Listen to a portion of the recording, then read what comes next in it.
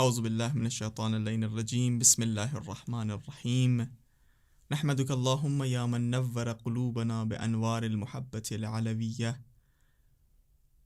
واکمل لنا دیننا بالولایت الحیدریہ واتم علینا نعمتہ بالہدایت المرتضویہ ونصلی ونسلم علی الخاتم لما سبق والفاتح لمن غلق والمؤلن الحق بالحق دافع جیشات الاباطیل ودامغ صولات الازالیل حبیبک وحبیبنا ابی القاسم محمد اللہم صل علی محمد وآل محمد وآلہ الطیبین الطاہرین المعصومین المنتجبین المنتخبین ولا سیما النور علی النور فی تخیاء الدیجور الامام المنصور والسراج المستور مہدی هذه الامة وخاتم الائمة امام زماننا الحجة ابن الحسن العسکری اللهم صل على محمد وآل محمد ولعنة الله على من لم يقر بولايتهم أو عد نفسه في عدادهم أو قاس غيرهم بهم أبد الآبدين ودهر الداهرين أما بعد فقد قال رسول الله صلى الله عليه وآله وسلم يا علي أنت وشيعتك هم الفائزون. خیر مقدم پیش کرتے ہیں تمام طلاب تمام اسٹوڈنٹس کی خدمت میں کہ جو معارف غدیر کلاسز میں شرکت فرما چکے ہیں. الحمدللہ یہ کلاسز جو مرکز فقہ و فقاہت کی جانب سے اور فجر میڈیا کی مدد سے برپا ہوئے تھے، بہت ہی بہترین انداز سے ماشاءاللہ آپ کی خدمت میں پیش ہوئے کہ آپ لوگ محظوظ ہوئے تھے، اور اس بات کے آپ لوگ بھی اقرار کر رہے ہوں گے کہ جو ٹاپکس آپ کے سامنے پیش کیے وہ واقعاً ضروری تھے، اور جس میں مولانا سکندر کاظم صاحب بھی آپ کے درمیان حاضر ہو کر اپنی مشغولیت کے باوجود بہرحال انہی نے بہت ہی اچھے کلاس اور بہت ہی اچھے انداز سے آپ کے سامنے بہت ہی اہم ٹاپکس کو پیش کیا. میں چاہتا ہوں کہ خود سکندر کاظم صاحب انشاءاللہ آپ کے سامنے حاضر ہوں اور جو کچھ بات کرنا ہے انشاءاللہ وہ خود روبرو ہو کر وہ بات پیش کریں. اعوذ باللہ السمیع العلیم من الشیطان اللعین الرجیم بسم اللہ الرحمن الرحیم الحمد للہ الذی جعلنا من المتمسکین بولایت مولانا امیر المؤمنین علی ابن ابی طالب علیہ الصلاۃ والسلام والائمۃ الطاہرین علیہم الصلاۃ والسلام. بہت ہی شکر گزار ہیں آپ کے مولانا محمد ابوالفضل عابدی صاحب کہ آپ نے یہ موقع فراہم کیا کہ لوگوں کی خدمت میں حاضر ہو سکیں اور اپنے دین کے اہم ترین ٹاپک یعنی ولایت کے ٹاپک پر کچھ عرائض کو پیش کر سکیں. یقیناً یہ ایک ایسا ٹاپک ہے کہ جس کی مناسبت سے کہ جو ایک فاؤنڈیشنل ٹاپک ہے کہ جو ہماری بنیادوں کو مضبوط کرتا ہے. اگر اس کے حوالے سے کہیں پر بھی ہمارے عقیدے میں، کہیں پر بھی ہماری فکر میں، ہمارے ورلڈ ویو میں کہیں پر بھی تھوڑا سا بھی ضعف پایا جائے، تھوڑا سا بھی کمزور ہو جائے ہمارا دل اس حوالے سے، تو یقیناً ہمارے دین کی بنیادیں کمزور ہو سکتی ہیں. تو لہٰذا بہت ضروری تھا کہ اس موضوع کے اوپر گفتگو پیش کی جائے، اور مجھے خوشی ہے اس بات کی کہ جو موضوعات پیش کیے گئے اور جو گفتگو پیش کی گئی اس میں اسٹوڈنٹس نے بڑھ چڑھ کے حصہ لیا اور بہترین طریقے سے انہوں نے پارٹیسپیشن کیا. اور انشاءاللہ تعالی جس طریقے سے ہم لوگوں نے الفاظ کی دنیا میں بڑھ چڑھ کے حصہ لیا ہے، اس طریقے سے انشاءاللہ تعالی ہم لوگ اس کے معانی کے لیے بھی اس کا حق ادا کریں، اور اپنے دل میں، اپنی افکار میں، اپنے اعمال میں، اپنی زندگی کے ہر پہلو میں انشاءاللہ ہم لوگ مولا امیر المومنین علی ابن ابی طالب علیہ السلام کی ولایت کو عمل پیرا کریں. بہرحال بہت ہی اچھا نکتہ آپ نے اپنے مقدماتی گفتگو میں پیش کیا، اور یہ مجھے یہ لگتا ہے کہ شاید پہلے یا دوسرے درس میں یہ نکتہ اور یہ بات پیش کیا جا چکا ہے کہ جس میں شاید آج بعض لوگوں کے ذہن میں یہ سوال پیدا ہو کہ آخر امیر المومنین کی ولایت، امیر المومنین کی حکومت، امیر المومنین کی خلافت بلا فصل آج کے زمانے میں شاید ضروری نہ ہو. اور چونکہ امیر المومنین کی حکومت بہرحال 1400 سال پہلے یہ بات تھی، اور امیر المومنین کی ولایت کو اب چاہے ہم پہلے مانیں چاہے ہم چوتھے نمبر پہ مانیں، آج کے زمانے میں اس کی کیا ضرورت ہے، اس سے اختلاف شاید ہو جائے، اور ابھی اتحاد کی ضروری ہے. اور اس ٹیپ سے بہرحال شبہ بہت ہی دلسوزی یعنی دلسوز بن کر پیش کیا جاتا ہے، اور آپ نے بہت ہی یعنی اچھے انداز سے پیش کیا کہ اگر ہم ولایت امیر المومنین علیہ السلام کو جس طریقے سے رسول اللہ نے ہمیں پیش کیا ہے نہیں مانیں گے تو یہ دنیا جو ہے اس میں بھی ہم کامیاب نہیں ہوں گے اور آخرت میں تو کامیاب ہی اور سعادت مندی حاصل ہی نہیں ہوگی. یہاں پہ اگر آپ اجازت دیں میں ایک پوائنٹ عرض کرنا چاہوں. محرم بھی قریب ہے اور تمام جتنے بھی ہمارے ویورز ہیں وہ لوگ محرم کی تیاری کر رہے ہوں گے. یقیناً محرم اور خود امام حسین علیہ السلام نے ایک اتنا اچھا تصور ہم لوگ کے سامنے پیش کیا ہے کہ جو ہمیں ایک درس دیتا ہے. یعنی جو لوگ آ کر غدیر کے اوپر سوال اٹھاتے ہیں کہ یہ موضوع پرانا ہو گیا یا بار بار اس کو کیوں نیا کر رہے ہیں, کربلا نے ہمیں درس دیا ہے کہ یہ جو سلسلہ ہے یہ کوئی ایک فرد کی بات نہیں چل رہی ہے, یہ سلسلہ ورسز سلسلہ ہے, یہ ایک آئیڈیالوجی ورسز آئیڈیالوجی ہے. ہمارے سامنے ایک غدیر میں مولا علی علیہ السلام کی آئیڈیالوجی ہے اور ان کے مد مقابل کوئی بھی آ جائے اس کی آئیڈیالوجی ہے.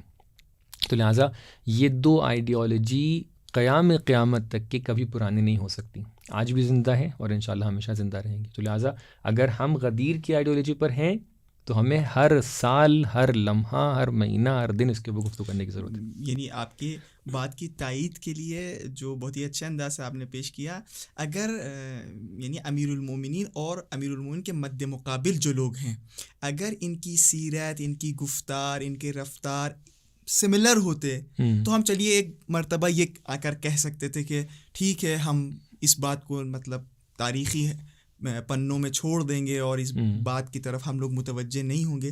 لیکن امیر المومنین اور یا یوں کہا جائے غدیر اور ثقیفہ, جی یہ دونوں بالکل اپوزٹ, یعنی 180 ڈگری دونوں میں فرق ہے. بالکل ایسے ہی. یعنی اگر آپ سلسلے ولایت جیسے رسول اللہ صلی اللہ علیہ وآلہ وسلم نے فرمایا امیر المومنین امام حسن علیہ السلام, امام حسین, یہاں تک کہ امام حسن عسکری علیہ السلام اور پھر آخری حجت, اور ان کے مد مقابل جو بہرحال خلفائے اسلامی یا یوں کہا جائے بنام خلفائے اسلامی اور بنام جانشینان رسول اللہ صلی اللہ علیہ وآلہ وسلم اپنے آپ کو پیش کر رہے ہیں, گفتار میں فرق, رفتار میں فرق, آئیڈیالوجی میں فرق, سب کا اپنا خاص میتھڈ ہے. کوئی کہہ رہا ہے شورا اچھی بات ہے, کوئی کہہ رہا ہے وصیت اچھی بات ہے. رسول اللہ وصیت کر رہے ہیں تو اچھی بات نہیں ہے, خود وصیت کر رہے ہیں تو صحیح ہے. رسول اللہ آ کر جو ہیں اللہ کا حکم بیان کر رہے ہیں تو صحیح نہیں ہے, خود جو کام کر رہے ہیں صحیح. تو بہرحال یہ واقعاً تفصیلات سے ہم لوگوں نے اس پر گفتگو کی. یعنی حتیٰ آپ یہ دیکھیے کہ آج کل جو شبہے بھی پیش کیے جا رہے ہیں یا مخصوصاً سوشل میڈیا کے تھرو جو آپ لوگ دیکھ رہے ہیں نان مسلم کرٹیسائز کر رہے ہیں یا وار کرنے کی کوشش کر رہے ہیں, رسول اللہ کے شخصیت کو, ان کے چہرے کو خراب کرنے کی کوشش کر رہے ہیں, آپ دیکھ رہے ہیں سب کا بیس جو ہے وہ ثقیفائی بیس ہے. بالکل ایسے ہی, بالکل ایسے ہی. یہ یقیناً ایک ناکام کوشش ہے کیونکہ یہ اللہ تعالیٰ کی قدرت ہے کہ جہاں دشمن افراد اسلام پر حملہ کرنا چاہتے ہیں اور وہ ایک زاویے کو پکڑ کے حملہ کر رہے ہوتے ہیں, اللہ نے اسی کے مد مقابل ایک دوسرا زاویہ رکھ کر یہ بتا دیا ہے کہ ایسا نہیں ہے کہ جس اسلام کو, یا ایسا نہیں کہا جائے کہ اسلام, بلکہ جو احکام کہہ سکتے ہیں یا جو آئیڈیالوجیز کبھی کبھی کچھ لوگوں کی طرف سے پیش کی جاتی ہیں وہ ایک جزئی اور ایک پرٹیکولر آئیڈیالوجی ہوتی ہے. اب دیکھیں مثال کے طور پہ یہ کہ کچھ لوگ آپس میں جمع ہو جائیں اور آ کر اپنے لیے کوئی ایک لیڈر کو چن لیں, یہ اسلام کا نظریہ نہیں ہے, یہ قرآن کا نظریہ نہیں ہے. قرآن تو کہتا ہے کہ امامت کے لیے اللہ تعالیٰ چنتا ہے کہ وَجَعَلْنَاهُمْ أَئِمَّةً, جب انبیاء کو بھی امام بنانے کی بات آ رہی ہے تو اللہ تعالیٰ کہہ رہا ہے کہ ہم ان کو امام بناتے ہیں.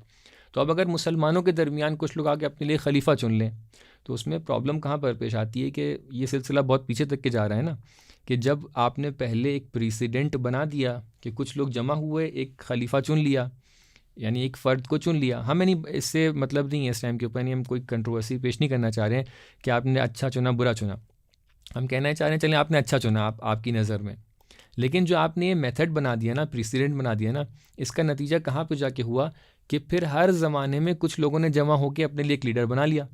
اور یہ بات کہاں تک کہ پہنچی, کیونکہ ہر ایک آدمی اپنے ساتھ اپنے آس پاس میں کچھ افراد رکھتا ہے, اور یہ باتیں پہنچی ان لوگوں تک کہ جو جابر و ظالم و اس طریقے کے ٹائرنٹ لوگ ہوا کرتے تھے, پھر دھیرے دھیرے یزید تک کی بات پہنچی, یزید کے بعد دوسرے ظالموں تک کی بات پہنچی, اور یہی ظالموں کا سلسلہ, کیونکہ ہر دور میں کچھ مسلمانوں نے مل کے ایک بنا دیا کسی کو حاکم اپنا, یہ سلسلہ کہاں تک کہ پہنچا کہ دوسرے جو ممالک میں گئے مسلمان بن کے مسلمانوں کے نام پر, وہ لوگ ظالم لوگ پہنچے, کہ جس کا نتیجہ ہم لوگ آج ہندوستان میں اور دوسری جگہوں کے اوپر دیکھ رہے ہیں.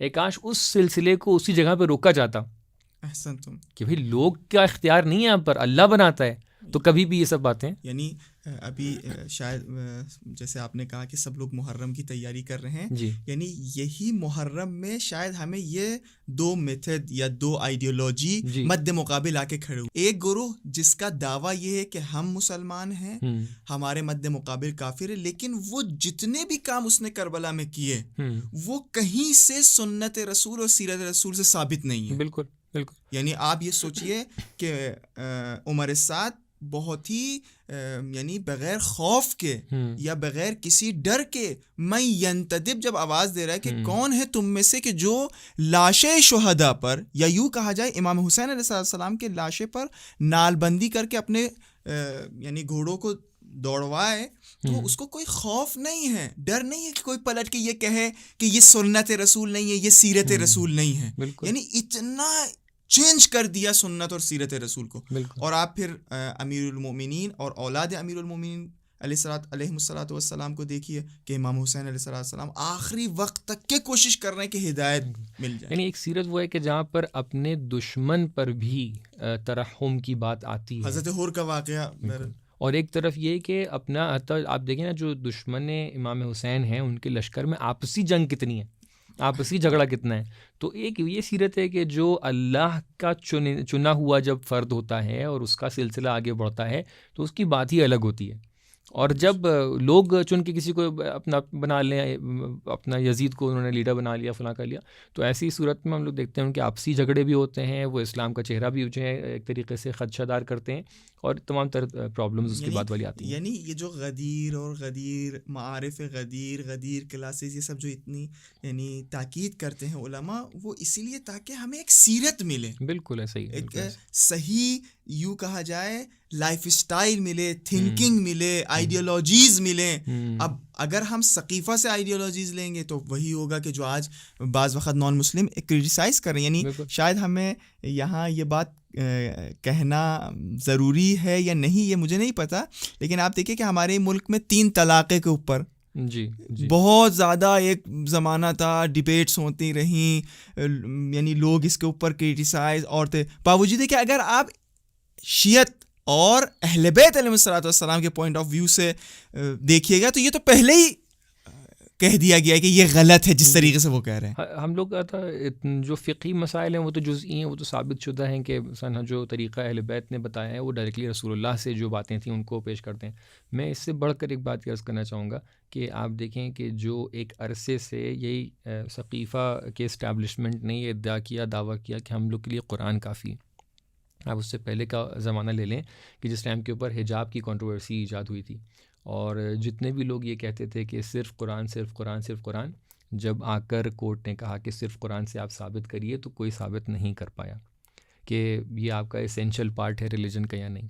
ہم لوگوں نے روز اول سے کہا تھا کہ رسول اللہ نے یہ نہیں کہا ہے کہ صرف قرآن سے آپ لے سکتے ہیں، جب تک کہ قرآن کے ساتھ حقیقی مفسر نہیں آئیں گے. خود قرآن نے بھی کہا ہے کہ ہم کافی نہیں ہیں، بلکہ خود قرآن آواز دے رہا ہے کہ اے رسول آپ کو تفسیر کرنا ہے، آپ کو تبیین کرنا ہے. وَأَنزَلْنَا إِلَيْكَ الذِّكْرَ لِتُبَيِّنَ لِلنَّاسِ سورہ انبیاء میں جو بیان ہوا ہے. تو بہرحال یہ بات واضح ہے کہ پیغمبر نے اصرار کیا، حدیث ثقلین کو بار بار ارشاد فرمایا، اہل بیت علیہ السلام کے اوپر 6 مہینے تک کے سلام ان کے دروازے پر کیا، تاکہ لوگوں کو پہچانوائیں کہ دیکھو قرآن اگر بغیر مفسر کے لوگے، بغیر اس کی تعویل و تفسیر کے لوگے تو تم لوگ جا کر گمراہ ہو جاؤ گے. اور یہی ہوا کہ آپ فائنلی آ کر جب غیر مسلمان تک کے اپنی بات کو پہنچانا چاہ رہے تھے اور آپ نے وہ ایک غیر واقعی غیر حقیقی سلوگن دکھایا کہ نہیں صرف قرآن صرف قرآن صرف قرآن، تو آپ آ کر پھنس گئے. آپ ثابت نہیں کر پائے، سامنے والے نے مس یوز کر لیا. لیکن اگر آپ نے یہ کہا ہوتا کہ نہیں قرآن کے ساتھ ساتھ ہمیں اہل بیت علیہ السلام کی تعلیمات کو ملا کر ہمیں حقیقی اسلام سمجھ میں آئے گا، تو الحمدللہ ہم لوگوں نے ہمیشہ اس طریقے سے ثابت بھی کیا ہے باتوں کو، اور یقیناً اس کے اوپر کوئی اعتراض نہیں. اور مجھے یہ لگتا ہے کہ یہ ایک پروپیگنڈا تھا اور ایک باقاعدہ سسٹمیٹک وے پہ باقاعدہ اسلام کو تحریف کرنے کی کوشش تھی. بالکل بالکل. اس لیے کہ جو شخص یہ کہہ رہا ہے کہ حسبنا یعنی کتاب خدا ہمارے لیے کافی ہے، حسبنا کتاب اللہ، اس کو خود یہ نہیں پتا ہے کہ کتاب خدا بڑھ کے یہ آواز دے رہا ہے کہ نہیں رسول اللہ کی سیرت بھی ضروری ہے، رسول اللہ کی سنت بھی ضروری ہے. لیکن آپ دیکھیے کہ طول تاریخ میں غدیر میں جو رسول اللہ نے جن ائمہ کو پہچانا تھا، جن جانشینوں کو پہچانوایا تھا، ان کی مخالفت کی جا رہی ہے.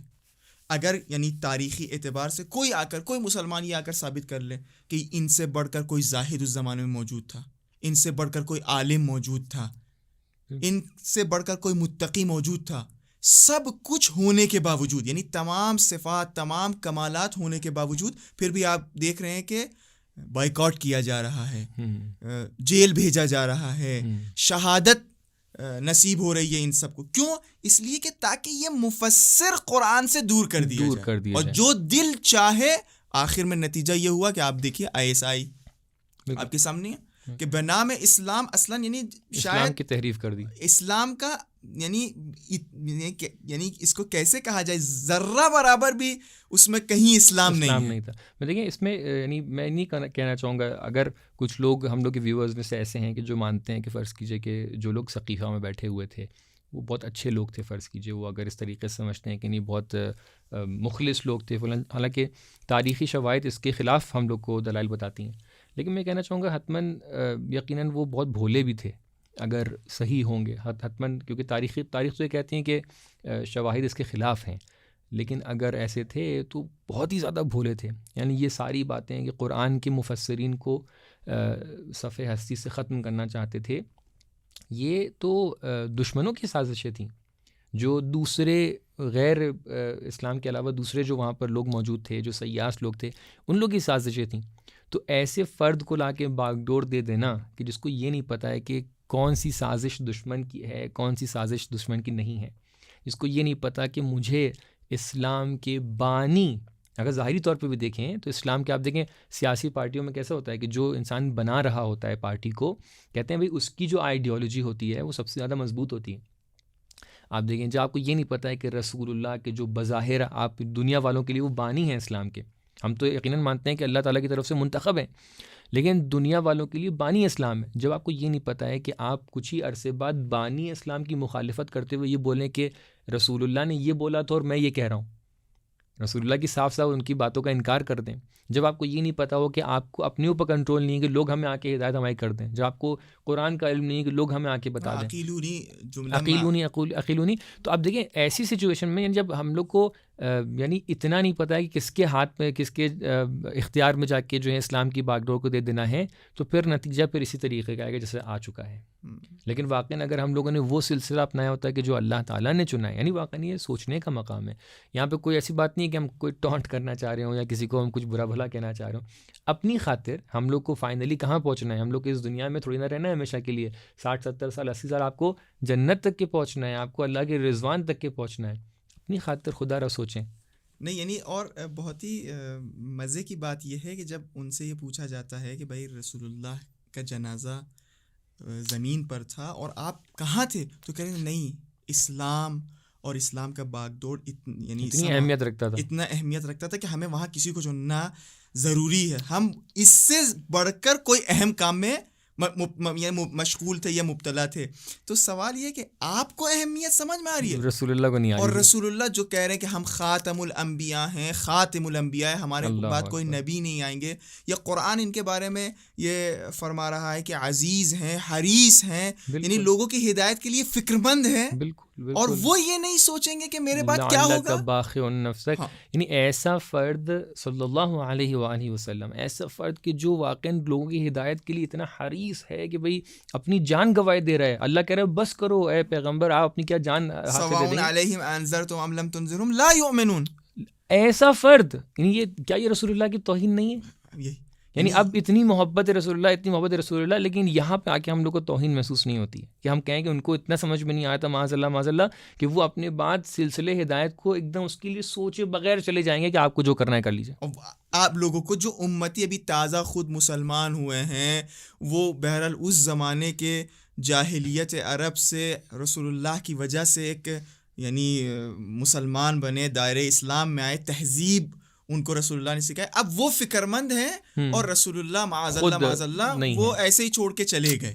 تو بہرحال یہ بھی یعنی ایک سوچنے کی بات ہے کہ ہم کس کی توہین کر رہے ہیں. ہمیں لگتا ہے ڈیپ ڈاؤن ہم لوگ جب اپنے ذہن، اپنے دل کی طرف رجوع کر کے دیکھیں تو یعنی میں اپنی طرف جب پلٹ کر دیکھتا ہوں تو مجھے یہ بہت ہنسی والی بات لگتی ہے اور مجھے واقعی یقین نہیں ہوتا ہے. ایک چھوٹی سی دکان والا بھی، چھوٹی سی گمٹی والا بھی جو اپنی دکان بناتا ہے، تو وہ جہاں پر بھی یہ محسوس کرے کہ نہیں مجھے دوسرے کام میں بزی ہونا ہے یا میں بڑھاپا آ گیا پھر، تو فوراً اپنی بات کے لیے انتظام کرتا ہے. اتنی اہم چیز، اتنا سب سے اہم ترین دین، تا قیامت رہنے والا دین، خاتم النبیین ہے، اور اس کے بعد آپ کچھ بھی فکر نہ کریں اپنے بات کے لیے، واقعی میرے لیے قابل یقین بات نہیں ہے یہ. یعنی شاید یوں کہا جائے ایک چرواہا بھی، جی ایک چرواہا بھی جب اپنے یعنی بکریوں کو اب کی یہ مثال سمجھانے کے لیے چھوڑ کے جا رہا ہوتا ہے تو کسی کے حوالے کرتا ہے، بھائی جنگل ہے، شیر ہے، بھیڑ ہے، بھیڑیاں ہیں. اور یہ صورت میں ہے کہ جب دیکھیں قرآن کے اندر اللہ تعالیٰ چاہتا ہے سب کچھ پازیٹیو بیان کرتا، لیکن سورہ منافقون نازل کیا ہیں اتنی مرتبہ کہ وَمِمَّنْ حَوْلَكَ مِنَ الْأَعْرَابِ مُنَافِقُونَ، پیغمبر آپ ہی کے اطراف میں لوگ جو بیٹھے ہیں ان میں سے بہت سے لوگ منافق ہیں. کتنا قرآن آپ کو کہہ رہا ہے کہ منافق ہے. منافق کون ہے بھائی؟ منافق اتنا ہی اچھا ہوتا تو اس کو منافق کیوں کہتے؟ وہ تو وہی ہے کہ جو خالی اسلام کا لبادہ اوڑھ کر بیٹھ گیا ہے. جب ایسے افراد موجود ہیں تو انسان زیادہ فکر مند ہوتا ہے. اور اتفاق سے انہی لوگوں کو صحابی کہہ رہے ہیں اور انہی لوگوں کو کہہ رہے ہیں کہ نہیں جو یہ کہہ دیں وہ صحیح ہے. مطلب عجیب، یعنی عجیب سسٹم لگ رہا ہے. واقعی تعجب والی بات ہے کہ کیسے کوئی انسان اس بات کہہ سکتا ہے. مجھے لگتا ہے کہ اگر 1 منٹ کے لیے ہم لوگ رک کر یہیں پر ایک ٹیک اے مومنٹ اس کو سوچئے کہ کیسے ہو سکتا ہے کہ جب اللہ تعالیٰ بار بار یہ کہہ رہا ہے کہ آپ کے اطراف میں منافق بیٹھے ہوئے ہیں، سورہ منافقون آپ کے لیے نازل کر دیا ہے، ان سے آپ کو بہت زیادہ پریکاشس رہنے کی ضرورت ہے. اب کیا پھر بھی رسول اللہ نہیں سوچیں گے؟ چلیں نارمل سچویشن میں آپ کہتے ہیں نہیں سوچ رہے تھے، لیکن اب تو خطرہ ہے، اب تو سوچنا چاہیے. واقعاً اگر ہم لوگ یہاں پر بھی آ کر یہ کہیں کہ رسول اللہ نے اپنے بات کے لیے کوئی سلسلہ متعارف نہیں کرایا تو ہم نے رسول اللہ کی خدمت میں توہین کی. اور مجھے یہ لگتا ہے کہ ایک مرتبہ اس انداز سے بھی ہمیں دیکھنا ہوگا کہ جب رسول اللہ تشریف لائے تھے یا یوں کہا جائے مبعوث ہوئے تھے جی پیغمبری پر، وہ زمانہ، اس زمانے کے صفات، اس زمانے کا ایٹماسفیئر، اور رسول اللہ کے بعد جن لوگوں نے یہ ادعا کیا، یہ دعویٰ کیا کہ ہم جانشین ہیں، ہم اس قوم کے رہنما ہیں، اگر وہی انہی نے ایٹماسفیئر، وہی انہی نے انوائرمنٹ سجا دیا، بنا دیا کہ جو رسول اللہ کے آنے سے پہلے تھا، یعنی جیسے یوں کہا جائے ظلم کرنا، بادشاہت کا نظام برپا کرنا، تو پھر اسلام آنے کا فائدہ کیا ہوا؟ ہاں، یعنی رسول اللہ کے پھر آنے کا کیا فائدہ ہوا؟ بالکل. اور آپ دیکھ رہے ہیں کہ تقریباً جو ثقیفہ سے جو سلسلہ آگے بڑھا ہے وہ آخر میں آ کر بادشاہت میں ختم ہوا ہے. بالکل ایسے ہی، یعنی بعد والے جو لوگ آئے ہیں وہ تو پورے حاکم جور تھے ایک طریقے سے. انہوں نے باقاعدہ ظلم کیے، باقاعدہ لوگوں کو قتل عام کرائے. بہت دور نہیں جاتے ہیں، ایک ہی دو کے بعد، کیونکہ بہت واضح طور پہ دلائل موجود ہیں. اس لیے مثلا واقع حرہ ہے، آپ واقع حرہ کو دیکھ لیجئے. مدینہ کے اندر اس طریقے سے پورے مدینہ کو تاراج کرنا، اتنا ہم لوگ احترام رکھتے ہیں مدینہ کا، پیغمبر اکرم صلی اللہ علیہ وسلم، اور 3 دن تک کے حلال سمجھنا، اللہ اکبر، بہت سی باتیں ہم لوگ بول نہیں سکتے ہیں یہاں پر. واقعاً افسوس کا مقام کہ اس کے نتائج یہ رہے کہ کئی دہائیوں تک کے بعد میں زنازادے پیدا ہوا. بہرحال اس سے میں واضح نہیں بول سکتا ہوں. تو بہرحال یہ سب تو واقعات سامنے، یہ ساری باتیں ہمیں یہ بتاتی ہیں کہ یہ 2 آئیڈیالوجیز تھیں، اور اگر ہم لوگ غدیر پر بات نہیں کریں گے تو ہم لوگ ان آئیڈیالوجیز کے درمیان گم ہو جائیں گے. میں یہیں پر اپنے جو یوتھ ہیں، جوان لوگ ہیں، ان تک یہ بات، یہ میسج پہنچانا چاہتا ہوں کہ دیکھیے، آپ یہ مت سوچئے کہ یہ ہر طرف کچھ نہ کچھ اچھائیاں ہیں اور ہر انسان تھوڑا تھوڑا اچھائی لے کر بیٹھا ہوا ہے. کیا ضرورت ہے کسی کو برا کہا جائے، کسی کو اچھا کہا جائے، چلو سب سے تھوڑا تھوڑا لے لیتے ہیں. ایسا بالکل نہیں ہے. اگر کوئی انسان، ایک مثال میں پیش کر رہا ہوں، میں نے شاید درس میں بھی مثال پیش کی تھی. اگر ایک انسان جا کر فرض کیجئے 10,000 روپے چرا رہا ہے اور اس میں سے وہ 1,000 روپے چیریٹی دے رہا ہے، تو آپ اس 1,000 روپے چیریٹی کو اچھا کام کنسیڈر نہیں کر سکتے ہیں، کیونکہ اس نے 10,000 روپے غصب کیے ہیں، چوری کی ہے، غبن کیا ہے. اگر کوئی انسان فرض کیجئے کہ پاور کو جا کے غصب کر رہا ہے، اب اس سے واضح الفاظ میں نہیں بولا جا سکتا ہے، پھر آ کر اگر وہ کوئی اچھا کام ظاہری طور پہ کیے بھی دے رہا ہے، حالانکہ نہیں موجود ہے، اگر کیے بھی دے رہا ہے، آپ کہہ رہے ہیں چلیں آپ کی تاریخ کی بنا پر وہ اچھا کام کر رہا تھا، تو آپ یہ نہیں کہہ سکتے ہیں کہ یہ اچھا کام کنسیڈر کیا جائے گا، اس سب کی اچھائیوں کو مان کر بیٹھیے، کیونکہ واقعاً آپ نے غصبی چیز سے اچھا کام کیا ہے. خود رسول اللہ نے خطبہ غدیر میں یہ پیشن گوئی کری ہے جی کہ میرے بعد کچھ لوگ آئیں گے کہ جو دعویٰ کریں گے کہ ہم جانشین رسول ہیں، ہم جانشینان رسول ہیں، اللہ اور 2 صفتیں بیان کی ہیں کہ یہ قصب کریں گے. یعنی کیا؟ یعنی رسول اللہ بتلا رہے ہیں اپنے جانشین کو، قصب کریں گے جو آپ کی بات ہے. بالکل. یعنی اب دیکھیں یہاں پر آ کر ہم لوگ آج کے زمانے سے ریلیٹ کریں کہ اگر آج آپ کہہ رہے ہیں کہ چلو اتنا عرصہ گزر گیا، سب طرف کچھ اچھائی ہے، میں کہوں گا جو اچھائی آپ کو ظاہری طور پہ دکھ رہی ہے یہ قرآن کی تعبیر ہے اعمالہم کسراب، یہ ایک دم خاک کی طرح اڑ جائیں گے اوپر سے ساری چیزیں. یہ ایسی ہیں کہ جیسے جب آپ جاتے ہیں دور سے آپ کو روڈ کے اوپر دکھائی پڑتا ہے کہ دور پہ پانی ہے، لیکن آپ آگے جاتے ہیں تو آپ کو پانی نہیں دکھائی پڑتا ہے. یہ ساری کی ساری چیزیں توہم ہیں. یعنی جو اچھائیاں آپ کے لیے آج بتائی جا رہی ہیں اس میں سے 99% تو جعلی ہیں، جہاں پر آپ کو پتہ چل جائے گا یعنی کاپی پیسٹڈ وہ فضائل کے جو رسول اللہ نے امام علیہ کے لیے بیان کیے ہیں. القاب یعنی القاب تو چلیں ایک ایسی چیز ہے کہ جو اس ٹائم سے مشہور کر، آج کل واقعاً ایسی کچھ کتابیں نظر آ رہی ہیں. میں بہرحال اس کو نہیں بولنا چاہ رہا ہوں کہ اتنے واضح الفاظ سے بیان کیا جائے اس کو. میں نہج البلاغہ میں امام علی علیہ السلام کے بلیغ خطبے، خطوط اور اقوال موجود ہیں. یہ تو صدیوں سے لوگوں کے لیے واضح ہے، لیکن آج کو آپ کو آ کر بازار میں اگر کسی اور خلیفہ کے نام پر نہج فلاں دکھ جائے کتاب تو آپ کیا سمجھیں گے یہ کیا بنایا جا رہا ہے؟ اور اس کے اندر کاپی پیسٹڈ خطبے، جو خطبے مولا علی کے تھے اٹھا کے وہاں پر رکھ دیے گئے.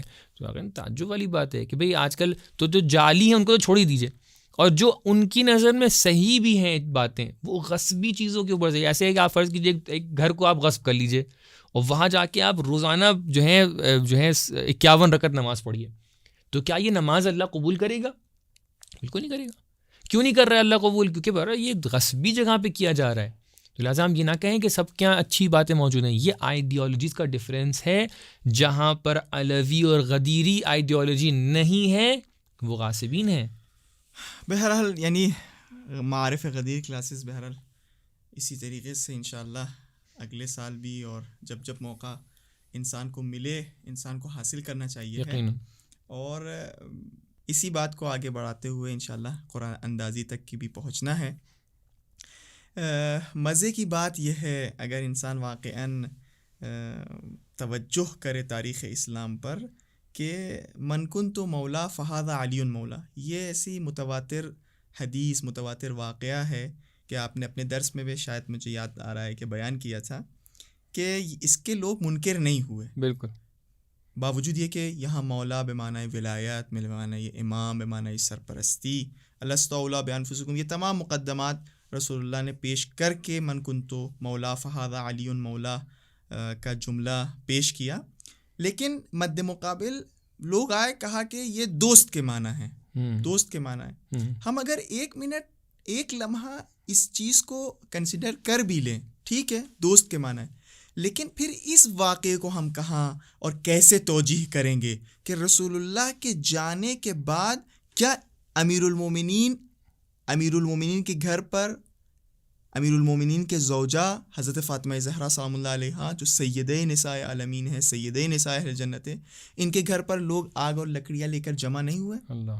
یعنی آپ کس بات کا انکار کریں؟ یا آپ کہہ رہے ہیں دوست تھے. اب رسول اللہ ایسی جگہ کہ جہاں تاریخی حقائق سے یہ سمجھ میں آتا ہے کہ لوگوں کے تلوے جل رہے تھے، لوگوں کے چہرے جل رہے تھے، لوگ ردا الٹی کیے ہوئے تھے، اپنے چہرے کو چھپا رہے ہیں تو پیر جلا جا رہا ہے، پیر چھپا رہے ہیں تو چہرے جل رہے ہیں. تعجب لوگ انکار کیسے کر دیتے ہیں کہ اتنی شدید اس میں سچویشن میں رسول اللہ بولیں گے کہ دوست. اب اگر مان لیے دوست، پھر اس واقعے کو کیا کریں گے؟ بالکل. اگر رسول اللہ نے ایسے حالات میں یہ کہا کہ یہ میرے دوست ہیں، تم بھی ان کو دوست رکھو، تم بھی ان کو چاہو، پھر کیوں آخر امیر المومنین اور امیر المومنین کے گھر پر لوگوں نے حملہ کیا؟ یعنی کچھ لوگ ایسے کہتے ہیں کہ اگر وہ لوگ کہتے ہیں کہ مخالف لوگ کے دوستی کا اعلان تھا تو کم سے کم آپ دوستی حق کو پورا کر دیتے، نبھاتے. آپ نے دوستی بھی تو نہیں نبھائی. قرآن یہ آواز دے رہا جو رسول خدا بتا دیں، جو رسول خدا کہہ دیں اسے اپنا لو، آتاکم الرسول فخذوہ، جس کو منع کر دیں. مطلب یعنی آپ یہ دیکھ رہے ہیں کہ آپ فرار نہیں کر سکتے ہیں حقیقت سے. بالکل ایسے ہی ہے. واقعاً یہ حقیقت ہے، اور اسی لیے ہم لوگ بار بار غدیر کے موضوع کو اس کو پیش کرنا چاہتے ہیں کہ آج کا مسلمان، آج کا جوان، آج کا شیعہ جوان اس مسئلے سے ریلیٹ کرے کہ ہم لوگ کس طرف ہیں، اس کو ڈیفائن کرے اور اس طرف سے اپنی آئیڈیالوجی کو بنائیں، کیونکہ کل کو جب امام زمانہ عجل اللہ تعالیٰ فرجہ شریف تشریف لائیں گے تو آپ غدیری آئیڈیالوجی پر آئیں گے. آپ یہ نہیں کہیں گے آ کر کہ ہاں سب تھوڑے تھوڑے اچھے ہیں، نہیں، ایسا بالکل نہیں ہوگا. اور انشاءاللہ ہم لوگ کے اندر اتنی صلاحیت آ جائے کہ ہم لوگ معارف غدیر کو اتنا سمجھ پائیں، ہم لوگ امام علی علیہ السلام کے راستے کو اتنا سمجھ پائیں کہ کل کو جب آئیں تو ہم لوگ بھی اپنے وقت کے امام کے بزرگ و سلمان بن سکیں انشاءاللہ. بہرحال آخری بات بس کہنا ضروری ہے کہ خطبہ غدیر میں شاید یہ درس پیش نہیں ہوا کہ خطبہ غدیر میں باقاعدہ رسول اللہ نے مہدویت کا تذکرہ کیا ہے. یعنی جو آپ بات فرما رہے ہیں، یعنی باقاعدہ 4 اہم نکات ہیں کہ جو رسول اللہ نے اپنے خطبے میں پیش کیا. ایک توحید ہے، منصب امامت، عظمت مقام امامت، افضلیت امیر المومنین اور حضرت حجت کا تذکرہ. اس لیے کہ وہی جو آپ کی بات ہے کہ حضرت حجت سلام اللہ علیہ یہی امیر المؤمنین اور اولاد امیر المؤمنین کے وارث ہیں. وہی سیرت پیش کریں گے کہ جو امیر المؤمنین جو رسول اللہ صلی اللہ علیہ وآلہ وسلم کی ہوگی. بہرحال انشاءاللہ یہ گفتگو بھی آپ لوگوں کے لیے مفید ثابت ہوئی ہو. کبھی کبھی آپ لوگ ملتے ہیں اس شدت سے اور اس لگن سے، چینل یوٹیوب کھول کے سنتے، تو ہم لوگ بھی موقع کا فائدہ اٹھاتے ہوئے یہ سوچا کہ کچھ باتیں آپ کے سامنے پیش کریں. چلیے ایک قرآن اندازی میں ایک قرآن نکالتے ہیں اور دیکھتے ہیں انشاءاللہ یہ ہدیہ اور یہ قرآن کس کے نام ہیں. بسم اللہ الرحمن الرحیم.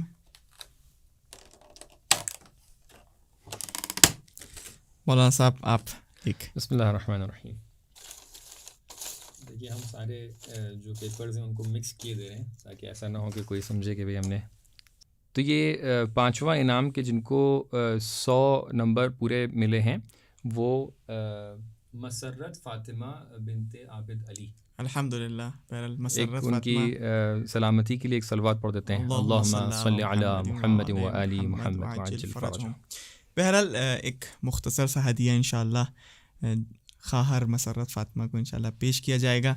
دعا کریے کہ بہرحال وسائل وسیع ہوں تاکہ جتنے لوگ ان کلاسز میں شرکت کرتے ہیں ان کو کچھ نہ کچھ بہرحال تبرکاً ہدیہ پیش کیا جائے. آپ لوگوں کو پتہ ہے کہ یہ جو کلاسز برپا ہوئے تھے، یعنی سالیان سال سے یہ کلاسز آف لائن اور آن لائن کی صورت میں پیش کیے جا رہے ہیں، مخصوصاً شہر لکھنؤ اور اطراف شہر لکھنؤ میں، اور یا کشمیر، کانپور، بارہ بنکی، یہ تمام علاقے میں بھی کوشش کی جاتی ہیں کہ یہ کلاسز برپا ہوں. اس سال یہ کلاسز آن لائن اور آف لائن دونوں صورت میں پیش کیے گئے. آن لائن بہرحال بہت سارے لوگ بہت سارے شہروں سے لوگ جڑ سکتے ہیں، اسی لیے یہ بہت مفید ثابت ہوتا ہے. اس سال مرکز فقہ و فقاہت اور فجر میڈیا کے مدد سے، کہ جو واقعاً فجر میڈیا کے جو اس وقت یوٹیوب چینل میں ایک کہا جائے اچھے چینلوں میں شمار ہوتا ہے اور بہت محنت، بہت اچھے مطالب پیش کرنے کی کوشش کر رہا ہے، جس کے سربراہ مولانا سکندر کاظم صاحب کے جو لکھنؤ کی سرزمین سے تعلق رکھتے ہیں، آپ کے سامنے اور ڈیٹیل میں انشاءاللہ فجر میڈیا کے بارے میں کچھ باتیں پیش کریں گے. بسم اللہ. یقیناً دیکھیے جو گفتگو ہم لوگ کی چل رہی تھی اسی کے ضمن میں اسی کو آگے کنٹینیو کرتے ہوئے اس بات کو پیش کرتے ہیں کہ جو یہ فجر میڈیا ہے، ہم اس کو ایک ادارے کے طور پہ نہیں، ایک آرگنائزیشن کے طور پہ نہیں، بلکہ ایک مشن کے طور پہ دیکھتے ہیں. امام صادق علیہ الصلوۃ والسلام ارشاد فرماتے ہیں کہ بادروا اولادکم بالحدیث قبل ان یسبقکم الیہم المرجئہ، کہ امام فرماتے ہیں کہ اپنے بچوں کو حدیث تک پہنچانے میں جلدی کریے، اس سے پہلے کہ مرجئہ جیسے گمراہ گروہ ان کو گمراہ کر لے جائیں. ہم اکثر اس بات پہ یہ اصرار کرتے ہیں کہ مرجئہ کی تعبیر جو امام استعمال کر رہے ہیں، ہم یقیناً اس بات کے قائل ہیں کہ کلام الامام امام الکلام، کہ جب امام کسی بات کو فرماتے ہیں تو اس میں ذو جہات بات ہوتی ہے اس عنوان سے کہ اس کے اندر بہت ساری حکمتیں چھپی ہوتی ہیں. تو امام جب یہ کہہ رہے ہیں کہ حدیث کی طرف لے کر آؤ، حدیث کا مطلب کیا ہے؟ معارف اہل بیت علیہ السلام. معارف اہل بیت علیہ السلام میں سب سے محکم اور اہم ترین چیز کیا ہے؟ عقیدہ، کہ جو اہل بیت ہمیں سکھاتے ہیں. لیکن امام جس سے مقایسہ کر رہے ہیں وہ مرجئہ کا گروہ ہے. ہمیں لگتا ہے کہ ویورز کے لیے قابل استفادہ بات رہے گی کہ مرجئہ ایک ایسا گروہ ہے کہ جس کا تعلق تھیولوجی سے ہے، یعنی عقیدے سے ہے، گمراہ عقیدے سے ہے. لیکن اس میں انٹرسٹنگ بات یہ ہے کہ مرجئہ کے گروہ میں اس کے نام میں اتنی وسعت پائی جاتی ہے اس وقت کہ جس کے اندر بہت ساری آئیڈیالوجیز اس کے اندر چھپی ہوئی ہیں. اس کی کچھ شاخ جا کر معتزلہ سے ملتی ہیں، کچھ شاخ جا کر جو ہیں اشاعرہ سے ملتی ہیں، کچھ شاخ ادھر کچھ ادھر. تو لہٰذا ایک اتنا جامع ٹرم ہے اس وقت یہ مرجئہ والا، تو اچھے بسا کہ امام نے شاید اسی وجہ سے اس مرجئہ کا نام یہاں پر ذکر کیا. کہنے کا مقصد کیا ہے کہ عقیدے کے حوالے سے جو حملے ہوتے ہیں ہم لوگوں کے اوپر، ہمارے مذہب کے اوپر، تشیع کے اوپر، اہل بیت علیہ السلام کے اوپر، ہمیں اس کے حوالے سے بہت زیادہ اویئر رہنے کی ضرورت ہے، اور تمام تر جو ہمارے پاس وسائل ہیں ان کے ذریعے سے ہمیں اہل بیت علیہ السلام کا ڈیفنس اور جسٹیفیکیشن کرنے کی ضرورت ہے. لہٰذا اس مشن کو ہم لوگ آگے لے کر چل رہے ہیں کہ جو لوگ آج کے زمانے میں ہندوستان پاکستان سرزمین جو ہم لوگ کی اپنی ہیں، اس حوالے سے پرائیورٹائز کرتے ہوئے، اور اس کے علاوہ بھی باقی جگہوں سے جو لوگ اعتراضات پیش کرتے ہیں، ان اعتراضات کے مد مقابل ہمیں دفاع اہل بیت کرنے کی ضرورت ہے. لہٰذا جتنے بھی لوگ مختلف جگہوں سے شبہات پیش کرتے ہیں، سوالات پیش کرتے ہیں، اعتراضات پیش کرتے ہیں، ہم لوگ ان اعتراضات کو یہاں پر اس آرگنائزیشن میں، اس مشن میں ہم لوگ اس کا مطالعہ کرتے ہیں، اس کے اوپر اسٹڈی کرتے ہیں. اس کے اوپر پھر اسٹڈی کرنے کے بعد ان تمام اعتراضات، سوالات کے اوپر ریسرچ ہوتی ہے. ریسرچ کا جو رزلٹ نکل کے آتا ہے اس کو ہم لوگ کچھ چیزوں میں یوٹیلائز کرتے ہیں. ہم لوگ کے الحمدللہ کچھ کتابیں چھپی ہیں بچوں کے لیے کہ جس کے اندر ہم لوگوں نے تاریخ کے ساتھ ساتھ بچوں کے لیے ہر مرحلے پر عقیدہ پیش کیا ہے. یعنی ایک پیج کے اوپر اگر تاریخ بیان ہو رہی تو اسی پیج کے اوپر ہم نے اس تاریخ سے ریلیٹڈ عقیدے کو پیش کیا ہے. جوانوں کے لیے ہم نے بروشرز چھپوائے ہیں جس کے اندر ہم لوگوں نے جو اہم سوالات ہیں اس ایک سوال کو ذکر کیا ہے، اس کے اندر مفصل جوابات جو ہو سکتے ہیں رومن میں بھی اور اردو میں بھی اس کو پیش کیا ہے. یہ تو ہمارا ٹیکسچول ورک ہے، لیکن جو مین ہمارا ورک ہے وہ کہاں پر ہے؟ میڈیا پر ہے، کہ جہاں پر الحمدللہ اس وقت 5 چینلز ہیں کہ جو فجر کی طرف سے چل رہے ہیں. اس میں سب سے سر فہرست جو ہے فجر میڈیا کا چینل ہے کہ جس کے اوپر آپ لوگ اس وقت یہ پروگرام دیکھ رہے ہیں، اور جس کے لیے یہ باعث فخر رہا کہ معارف غدیر جیسے عظیم پروگرام میں ایک خدمت پیش کر سکیں. اور اس کے لیے واقعاً ہم لوگ آپ کے جناب مولانا ابوالفضل عابدی صاحب کے اور مرکز فقہ و فقاہت کے تہ دل سے شکر گزار ہیں. تو یہ ایک چینل ہے کہ جس کے اوپر ہم لوگوں نے الگ الگ سیریز کے اندر جتنے بھی اعتراضات ہیں ان کو آ کر پیش کیا ہے، اعتراضات کے جوابات کو پیش کیا ہے. اور یہ پوڈ کاسٹ کے سلسلے جو جاری ہیں ہمارے کیا وہ بھی اسی پیرائے میں ہیں. اس کے علاوہ ہمارا ایک اور چینل ہے کہ جو بچوں کا ہے، کہ جو بہت ہی تفصیلی چینل ہے کہ جس کے اندر ہم نے 2D اینیمیشن تک کے پیش کیا ہے، کہ جو آپ جانتے ہیں اور جو لوگ اس فیلڈ کے ہیں وہ لوگ جانتے ہیں کہ ایک اینیمیشن بنانے میں کتنے پاپڑ بیلنے پڑتے ہیں، کتنے لوہے کے چنے چبانے پڑتے ہیں. لیکن الحمدللہ ہماری ٹیم جو یہاں پر کام کر رہی ہے اس نے دن اور رات محنت کر کے بچوں کے لیے بہترین کانٹینٹ بنایا ہے، کہ جس کے لیے بھی الحمدللہ کافی استقبال اس کا ہوا ہے.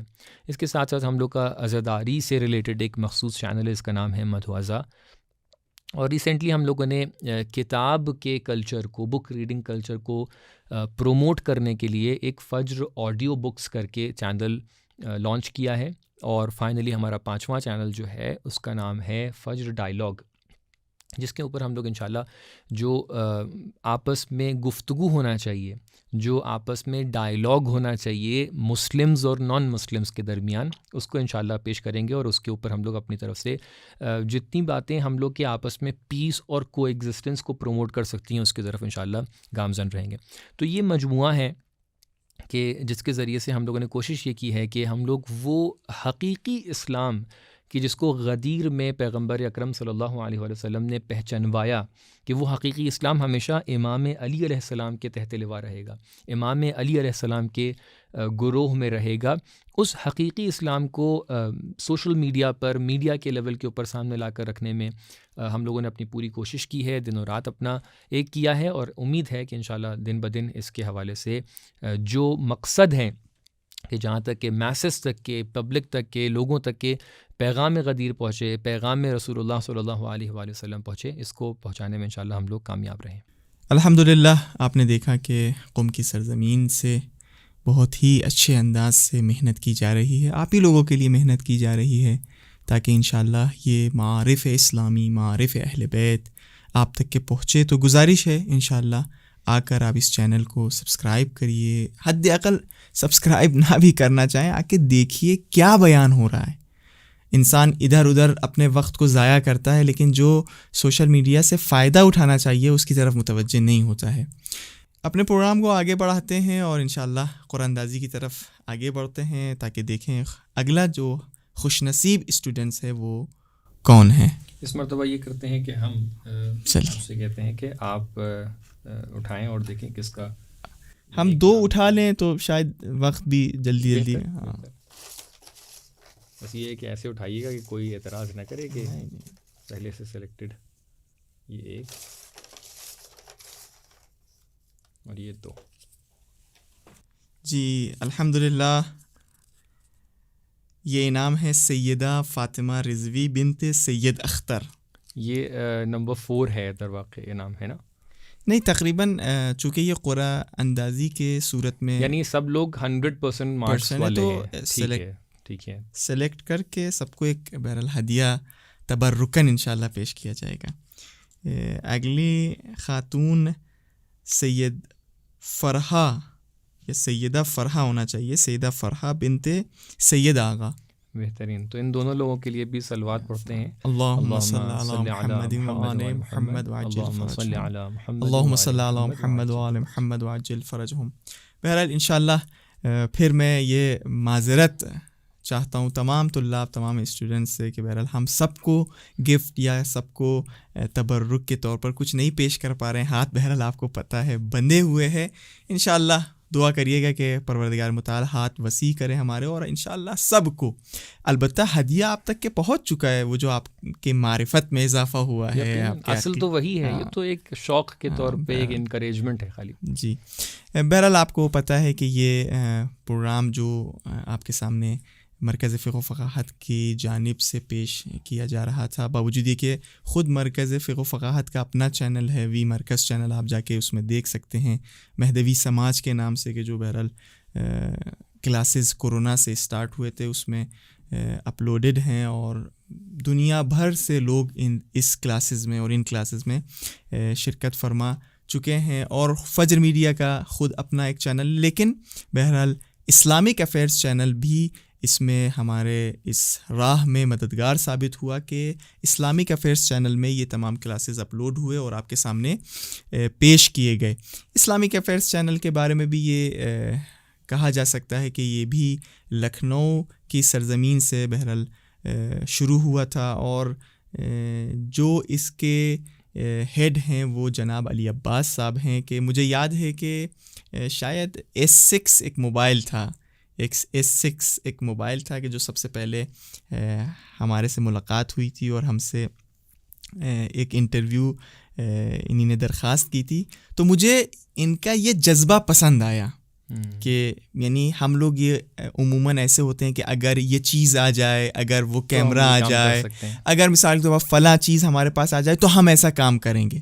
لیکن یہ ایک شوق کہ نہیں, ہماری بھی ذمہ داری ہے, بالکل ہم اپنے وسائل کو جس طریقے سے اس راہ اہل بیت علیہ الصلوۃ والسلام میں یوز کر سکتے ہیں ہم یوز کریں. اور ہر بڑا کام ایک اسی چھوٹے جذبے سے, جذبہ تو ہمیشہ بڑا ہوتا ہے لیکن ایک چھوٹے قدم سے آغاز شروع ہوتا ہے. تو ہمیں یاد ہے وہ S6 کا ایک موبائل تھا, مائک بھی زیادہ اچھا نہیں تھا. تو اس زمانے سے بہرحال ان سے رابطہ ہوا اور الحمدللہ یہ چینل بھی کافی بہترین ترقی کر کے اس وقت تقریباً 5000 کے قریب اس کے سبسکرائبر ہیں. ہم چاہتے ہیں کہ اس سلسلے سے خود جناب علی عباس صاحب بہرحال آپ کے سامنے حاضر ہوں اور اپنی باتوں کو پیش کریں. السلام علیکم ورحمۃ اللہ. میں علی عباس آپ سب کی خدمت میں حاضر ہوں اور بہت بہت شکر گزار ہوں مولانا ابوالفضل عابدی صاحب کا کہ انہوں نے مجھے موقع دیا کہ اپنے اس پوڈ کاسٹ میں تھوڑا سا ٹائم لے کے میں آپ سب کو تھوڑا سا پریشان کر سکوں اور اپنی جرنی کو بتا سکوں. بیسکلی اس جرنی کو بتانے کا مقصد کچھ دکھانا نہیں ہے بلکہ صرف یہ ایک موٹیویشن کے طور پہ کہ اگر ہم لوگ چاہیں تو کوئی بھی چیز ممکن ہے. اسپیشلی میں بات کروں گا اسلامک افیئرس چینل کے بارے میں, ان پروگرامز کے بارے میں, اور ابھی تک ہم لوگ اس کو کیسے کرتے ہیں تاکہ جو لوگ بھی سنیں تھوڑا بہت موٹیویشن ہو, ہماری بھی حوصلہ افزائی ہو جاتی ہے. آپ لوگ دیکھتے ہیں دعاؤں سے نوازتے ہیں. تو بیسکلی ہماری جرنی 3 سٹیپس میں سٹارٹ ہوتی ہے. پہلا سٹیپ تو یہ ہے کہ ہم سب کے اندر بچپن سے ہی خواہش ہوتی ہے کہ کوئی نہ کوئی ایسا موقع ملے جس کے ذریعے سے ہم دینی خدمات انجام دے سکیں اور ہم جو ہے اللہ کی توفیقات ملتی جائیں بس, اور انشاءاللہ کہ ہم کسی بھی صورت میں اہل بیت علیہ الصلوۃ والسلام کے لیے استعمال ہو سکیں. لہٰذا بچپن سے ہی یہ خواہش تھی, اور پھر مجالس وغیرہ اور خطابت اور تھوڑی بہت ٹوٹی پھوٹی شاعری وغیرہ ہم لوگ کر لیتے تھے, اور اسی کے ذریعے سے تھوڑا بہت اس طرف رجحان بڑھا. اور ساتھ ہی ساتھ کہیں نہ کہیں یہ ایک کسک تھی دل میں کہ ہم ایک ایسا پلیٹ فارم تیار کریں کہ جو دینی معارف ہیں, جو دینی باتیں ہیں, جو لوگ محروم ہیں اس چیز سے, جو نہیں سمجھ سکتے دین کو, ایٹ لیسٹ ان کے لیے ایک ایسا پلیٹ فارم ہو جائے کہ جو لوگوں کے لیے کافی منظر عام پہ ہو. 2018 کی بات ہے, ابھی نیا جیو اور جو ہے فری انٹرنیٹ کا سسٹم شروع ہوا تھا ہندوستان میں, اور زیادہ تر لوگ اب یوٹیوب کی طرف بڑھ رہے تھے, اور اس ٹائم پہ بہت کم ایسے یوٹیوب چینلز ہوا کرتے تھے جو پراپرلی یوٹیوب چینلز ہوں, نہ کہ ٹی وی چینلز, اور الگ الگ پروگرامز الگ الگ موضوعات پہ ریکارڈ کرتے ہوں. لہٰذا ہمیں موقع ملا کہ ہم 2018 میں اس چینل کا آغاز کریں. جنوری 2018 میں اس پلیٹ فارم کو شروع کیا گیا, اور الحمدللہ ہم نے موضوع جو لیا تھا وہ شہزادی فاطمہ الزہرا سلام علیہا کی معرفت تھی, اور اس میں ملٹیپل پروگرامز, سلونی ایک کر کے ہمارا پروگرام آتا تھا, اور اس میں ہم بہت سارے علماء سے الگ الگ موضوعات پہ شہزادی کی زندگی کے خاص حصوں کو اجاگر کرنے کے لیے پروگرامز کیا کرتے تھے. مختصراً یہ کہ ہماری ملاقات آپ کے استاد جو اس معرف غدیر کلاسز میں ہیں مولانا ابوالفضل عابدی صاحب سے ہوئی, اور بہرحال وہ ٹائم ایسا تھا کہ وہ ہم سے کافی زیادہ امپریس ہوئے ہم سے اور ہماری ٹیم سے, کیونکہ ہم لوگ اس ٹائم پہ وسائل کے پیچھے نہیں بھاگے. بقول خود مولانا کے ہم لوگ اس طرف ہماری توجہ نہیں گئی تھی, لیکن خود مولانا نے ہمیں توجہ کرائی, اور ہمیں یہ محسوس ہوا کہ یہ بے شک اللہ کی توفیق ہے کہ ہم لوگ جب انٹرویو لینے پہنچے تھے تو اس وقت ہم لوگ اکثر انٹرویوز لیا کرتے تھے, لیکن جو ہمارے پاس فون تھا ہم لوگ فون سے انٹرویو لیتے تھے, نہ ہمارے پاس کوئی کیمرہ تھا, نہ کوئی لیپ ٹاپ تھا, کوئی بھی وسیلہ نہیں تھا, حتیٰ سٹینڈ بھی نہیں تھا جو آج کے ٹائم پہ بہت سستا ملتا ہے. سٹینڈ کی جگہ پہ ہم لوگ کلپس وغیرہ یوز کرتے تھے, ایک لوہے کا تار لے کے 2 طرف کلپ لگی رہتی تھی, اور اس کے ساتھ میں جو فون تھا وہ سیمسنگ کا J2 فون ہوتا ہے, جو بہت سیمسنگ کی کمپنی میں جو سب سے لو کوالٹی کا فون مانا جاتا ہے. اس کو کیسے سیٹ کر کے ہم لوگوں نے انٹرویوز لیے ہیں وہ ہم لوگ جانتے ہیں. وہ دیکھ کے کافی زیادہ متاثر ہوئے. بہرحال یقیناً اب ہم اس بات کو تسلیم کرتے ہیں کہ اللہ کی جانب سے عطا کردہ توفیق ہے, ورنہ تو لوگوں کے پاس کیمراز بھی ہوتے ہیں اور بھی چیزیں ہوتی ہیں, لیکن بہرحال اللہ کی توفیق نہ ہو تو پھر ساری چیزیں ہونے کے باوجود بھی ہم کچھ نہیں کر سکتے. تو یہ ایک شوق تھا. پھر دھیرے دھیرے ہم لوگوں نے مائکس وغیرہ خریدے, اور تھوڑا جو ہے اسٹوڈنٹ تھے, تھوڑے بہت انویسٹمنٹ کر کے ہم لوگ کسی طریقے سے اس طرح کے پروگرامز ریکارڈ کرایا کرتے تھے. ساتھ ہی میں ایک کانٹیسٹ تھا جس سے ہماری ٹیم کا خاص طور سے رابطہ, اور ہمارا رابطہ بہت زیادہ ہو گیا. وہ علم و زیارت کانٹیسٹ ہوا کرتا تھا, جس میں ہم لوگ بچوں سے کو قرآن مجید کے درس عالم کے ذریعے دلاتے تھے, اور ان سے کچھ سوالات پوچھنے کے بعد جو بھی بچے پاس ہوتے تھے ان کا نام ہم لوگ نجف اشرف بھیجتے تھے, اور وہاں امام علی علیہ السلام کے حرم میں زیارت کرائی جاتی تھی. اور اس کانٹیسٹ سے کچھ روحانی چیزیں بھی ہمیں, کچھ واقعات ہمارے ساتھ ایسے ہوئے جس کو ابھی ڈسکس کرنا مقصد نہیں ہے, لیکن انشاءاللہ اس کی وجہ سے ہمیں کافی تقویت ملی, اور ہم لوگوں نے یہ اپنے آپ کو پختہ کر لیا کہ ہم اب آنے والی زندگی میں جب تک اللہ کی توفیق مل رہی, ہمارا پورا ارادہ ہے کہ ہم اس فیلڈ میں کہیں نہ کہیں اپنی زندگی سے ٹائم نکال کے ضرور وقت دیں گے, جس سے لوگوں کے معارف جو ہے, لوگوں کے لیے معارف حاصل کرنا آسان ہو جائے دین کے. مختصراً یہ کہ پہلا سٹیج ختم ہوا.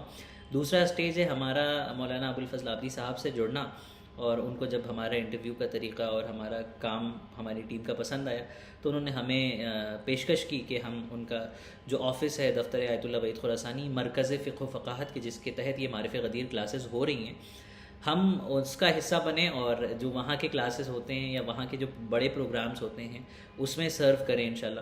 تو بہرحال ہم تو تلاش کر رہے تھے کہ ہمیں توفیقات حاصل ہوں, اور موقع مل گیا. اور سب سے اچھا پروگرام جو بہرحال ہمارے لیے زندگی کا سب سے بڑا پروگرام تھا جس کا ہم حصہ بنے, وہ فاطمی ایگزیبیشن تھا. ایک بالکل نیا کانسیپٹ کہ جو آیت اللہ وحید خراسانی صاحب کے دفتر سے اور مرکز فقہ و فقاہت کی جانب سے لکھنؤ کی ٹیم سے ہوا تھا. وہ تھا کہ شہزادی سلام اللہ علیہ کی زندگی کے اوپر ایک proper pictorial exhibition, pictorial representation of the life of بی بی فاطمہ الزہرا سلام اللہ علیہ, الگ الگ سیکشنز میں, جس میں آپ لوگ اس کے بارے میں بھی ہمارے چینل پہ ویڈیوز دیکھ سکتے ہیں. اگر آپ فاطمی ایگزیبیشن ڈالیں گے تو یوٹیوب پہ بہت ساری ویڈیوز مل جائیں گی, جہاں پہ جس طرح سے آج کے ٹائم پہ ایڈوانس لوگ ہیں، الگ الگ ادھر ادھر کے موضوعات پہ ایگزیبیشنس ہو سکتے ہیں، تو شہزادی اور ہمارے ائمہ کی لائف پہ کیوں نہیں ہو سکتے؟ تو اسی کو کے ماتحت علماء نے 4,000 گھنٹے ریسرچ کر کے اور پوسٹرز اور پکچرز ڈیزائن کر کے پھر شہزادی کی لائف کو ریپرزینٹ کیا، جس کو ہمیں انڈیا میں الگ الگ شہروں میں ریپرزینٹ کرنے کا موقع ملا. اور مجھے بھی توفیق ہوئی کہ میں اس قافلے کے ساتھ اور اس ٹیم کے ساتھ ایک حصہ بنا اور الگ الگ شہروں میں گیا. اور باقاعدہ مجھے بھی توفیق ہوئی کہ بعض اوقات میں بھی شہزادی کی زندگی ایکسپلین کرتا تھا ان پکچرز کے ذریعے. اللہ آپ سب کو توفیق دے کہ آپ کو بھی، بہرحال ہمیں توفیق دے کہ ہم آپ تک بھی اس ایگزیبیشن کے ذریعے پہنچے. اور پھر اس کے بعد مہدوی سماج کلاسز جو ایک انٹرنیشنل لیول پہ بہت زیادہ فیمس ہوئی، جس میں رمضان المبارک میں لکھنؤ میں تقریباً 1,500 سے 2,000 اسٹوڈنٹس کو الگ الگ 8-9 سینٹرز پہ دینی کلاسز کے لیے آمادگی کرنا اور پورے باقاعدہ اسٹینڈرڈ طریقے سے کلاسز کرنا، اور جس کی شہرت ہندوستان اور ہندوستان کے باہر الگ الگ ممالک میں بھی ہوئی. اور پھر لوگ آن لائن کی بھی ڈیمانڈ کرنے لگے. تو الحمدللہ ابھی ہم لوگ تقریباً 15,000 سے 20,000 اسٹوڈنٹس ہیں جن کو مہدوی سماج رمضان المبارک کی کلاسز بھی جو ہے مکمل طور سے جس میں درس ہیں اور وہ ہم سے کنیکٹڈ ہے اور وہ پڑھ چکے ہیں، یہاں سے سرٹیفکیٹس حاصل کر چکے ہیں. اور پھر غدیری کلاسز جو ابھی آپ سامنے دیکھ رہے ہیں. آخری جو مرحلہ 3rd اسٹیپ ہے وہ بھی جلدی جلدی آپ کی خدمت میں عرض کریں کیونکہ وقت زیادہ نہیں رہ گیا ہے. وہ ہمارے اسی سلسلے کو ایک دوام بخشنے کے لیے ہماری بچپن سے خواہش تھی کہ ایک ایسا انسٹیٹیوٹ، ایک ایسی آرگنائزیشن قائم کریں کہ جہاں پہ دینی تعلیم کو نہ صرف 15 دن کے لیے، نہ صرف 10-12 ویڈیوز کے ذریعے درسوں کے لیے، بلکہ ایک اکیڈمک طریقے سے کمپلیٹ کیا جائے.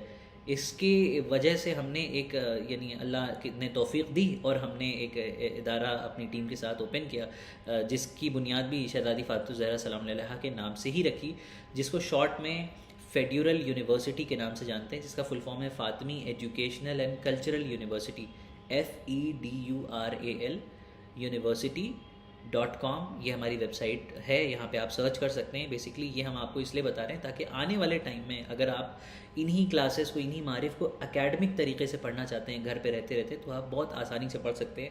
اس میں 3 سیکشنز ہیں، جس میں 3 سال سے لے کے 15 سال کے بچوں کے لیے فیڈرل کڈس کا سیکشن ہے، جس میں احکام، عقائد، دینیات، قرآن مجید مکمل کرنا. الحمدللہ ابھی پرسوں ہی ایک اسٹوڈنٹ نے ہمارے یہاں قرآن مجید مکمل کیا، اور ہمیں بڑی خوشی ہوتی ہے کہ اگر کوئی بچہ 0 سے سٹارٹ کرتا ہے اور 1 سال کے 1.5 سال کے اندر جو ہے وہ بہترین تجوید کے ساتھ بہترین عقائد اپنی عمر کے لحاظ سے معلوم کرنے کے بعد قرآن مجید مکمل کرتا ہے، تو وہ بھی جو ہے اس سلیبس کا حصہ ہے. پلس بڑے لوگوں کے لیے جو 15 اینڈ ابو ہیں، ہمارے پاس الگ الگ کنٹریز سے ایڈمیشنس آئے، امریکہ، پاکستان، دبئی، جرمنی، اس کے علاوہ افریقہ. ابھی بھی بہت سارے بچے ہمارے یہاں پڑھ رہے ہیں، اور بڑے افراد بھی ہمارے یہاں جو پڑھ رہے ہیں، جیسے کوئی ٹی وی چینل میں ایز اے مینیجر کام کرتا ہے، کوئی ڈیٹا انالسٹ ہے، کوئی کسی کمپنی میں جاب کر رہا ہے، کوئی خاتون ہے 70-75 سال کی ہیں، کوئی ہاؤس وائف ہے. یہ لوگ الگ الگ کورسز میں احکام، تجوید القرآن اور اخلاق ہو گیا، عقائد ہو گیا، تفسیر قرآن، نہج البلاغہ، اس طرح کے ملٹیپل سبجیکٹس ہیں جن میں حتیٰ کہ مجلس و ذاکری کی بھی ٹریننگ کرائی جاتی ہے. اس میں بہت سارے لوگوں نے شرکت کی، اور الگ الگ اسپین آف ٹائم میں کوئی 2 مہینے کا کورس ہے، کوئی 4 مہینے کا کورس ہے، کوئی فارسی پہ دسترس حاصل کرنا چاہتا ہے، کوئی عقائد و احکام سیکھنا چاہتا ہے.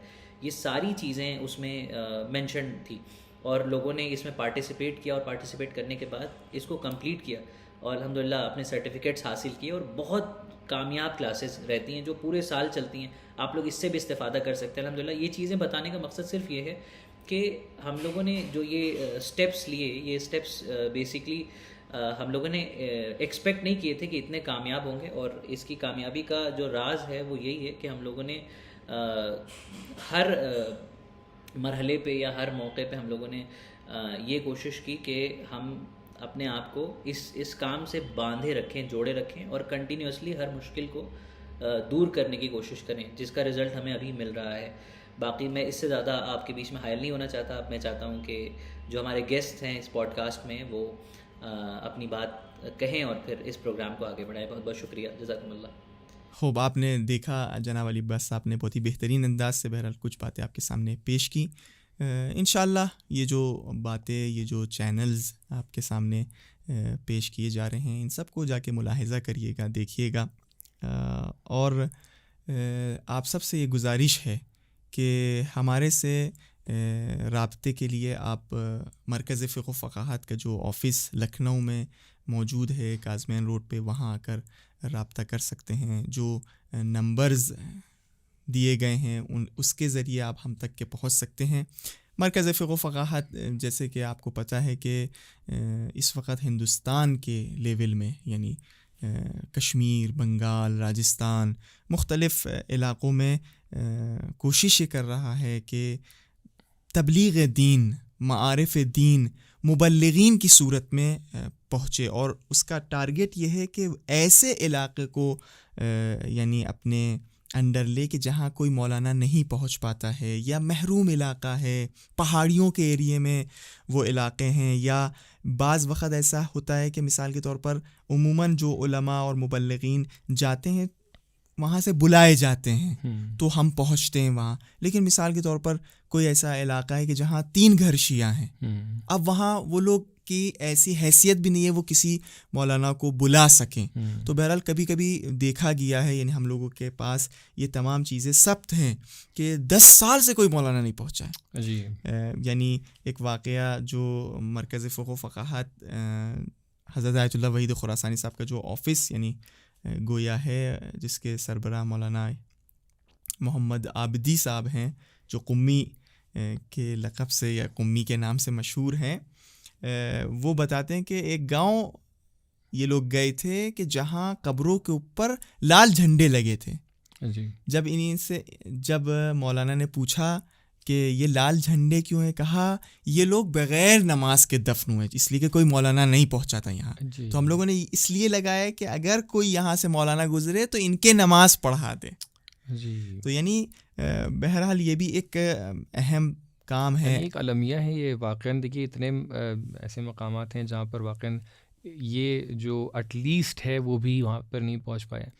تو واقعاً جن لوگوں کے لیے وسائل فراہم ہیں، جن لوگوں کے پاس مولانا حضرات اویلیبل ہیں، جہاں مساجد موجود ہیں، جہاں پہ امام باڑے موجود ہیں، جہاں پر ایسے لوگ موجود ہیں جو کلاسز آرگنائز کر رہے ہیں، اہتمام کر رہے ہیں، دینی پروگرامز ہو رہے ہیں، ان لوگ کو روزانہ شکر کرنا چاہیے واقعاً کہ کتنا آپ کے لیے. اب مثال تو لکھنؤ کی سرزمین کو آپ دیکھ لیجئے، آپ کو ہر گلی کوچے میں آپ کو مجالس ملیں گی، درس ملیں گے، سب کچھ مل جائے گا.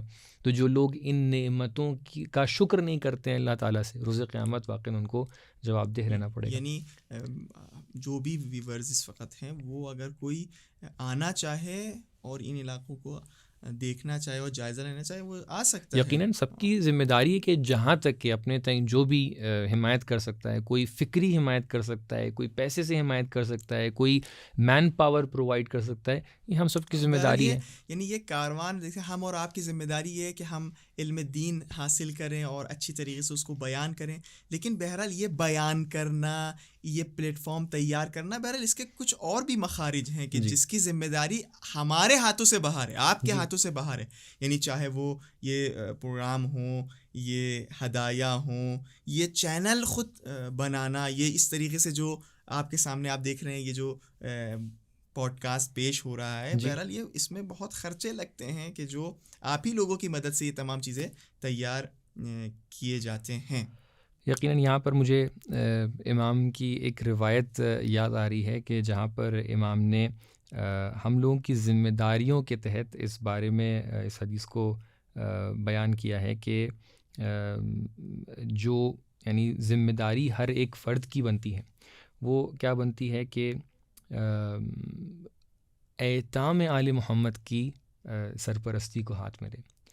ہو سکتا ہے کہ ایتام کا مطلب یتیم کی جمع، یتیم کا جو پلورل ہوتا ہے اس کو ایتام بولتے ہیں.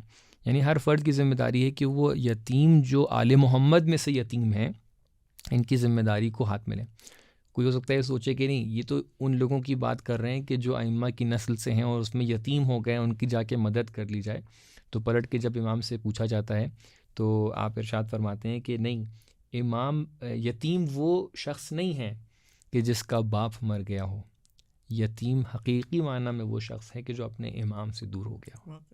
تو لہٰذا یہ ہم سب کی ذمہ داری ہے کہ اگر کسی علاقے تک کے وہاں تک کہ امامت نہیں پہنچی ہے، اور ظاہر سی بات ہے جب امامت نہیں پہنچی ہے تو حقیقی دین نہیں پہنچا ہے، وہاں تک کہ ہماری ذمہ داری ہے کہ امامت کو پہنچائیں۔ بہرحال یہ ایک یعنی اہم کام ہے مرکز فقہ و فقاہت کا، اور اس کے بعد ایام عزائے فاطمیہ پورے ہندوستان لیول میں برپا کرنے کی کوشش کرنا۔ آپ شاید جو لوگ لکھنؤ میں وہ محسوس کرتے ہوں کہ آج سے 10-12 سال 13 سال پہلے اس انداز سے جو اس وقت لکھنؤ کی سرزمین میں ایام عزائے فاطمیہ برپا کیا جا رہا ہے، برپا نہیں ہوتا تھا۔ بالکل، اور الحمدللہ آج آپ دیکھ رہے ہیں چھوٹے امام باڑے میں کتنے بڑے پیمانے میں یہ عزائے فاطمیہ منایا جا رہا ہے۔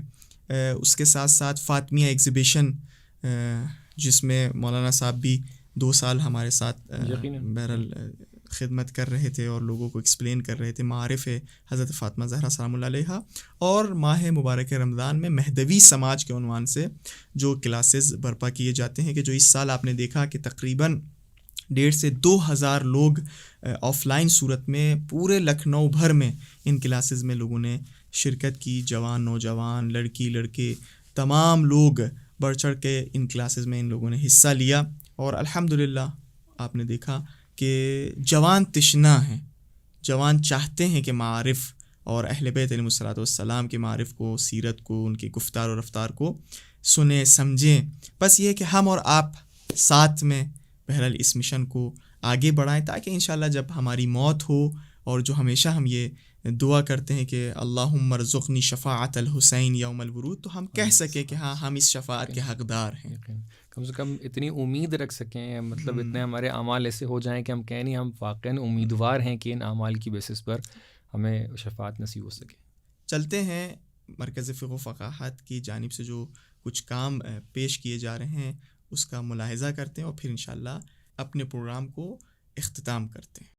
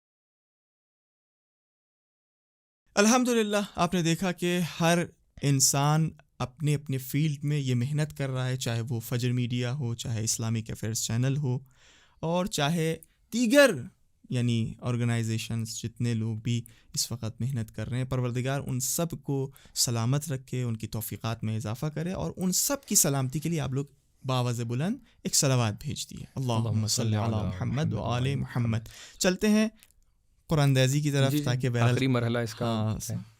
اب آپ بہرحال 2 نکال لیے. یقیناً دوبارہ میں اس بات کا خیال رکھوں گا کہ میں پہلے سے سلیکٹڈ نہیں. یہ ایک